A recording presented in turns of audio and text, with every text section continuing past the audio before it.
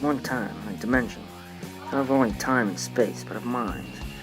I walked into a magnificent, humongous room. The smell of burgers and freedom impregnated the air and wafted into my nasal cavities.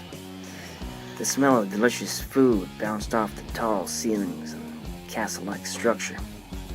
We wandered toward the line, drunk off the smell, saliva dripping. I ordered a masterpiece of grease, beef, and tastefulness. Then we wait for the burgers. As we ache for the burgers we are about to receive, we talk. We talk about the world, as it is, how the world should be.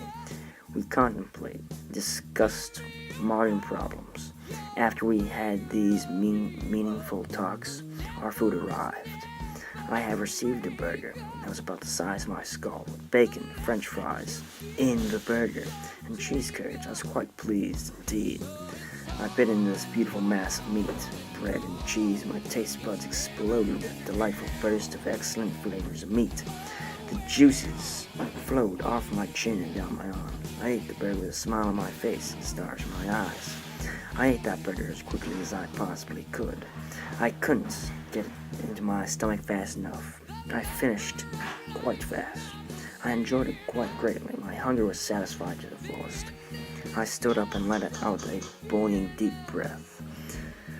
Breath overwhelmed by the smell of beef. I was satisfied.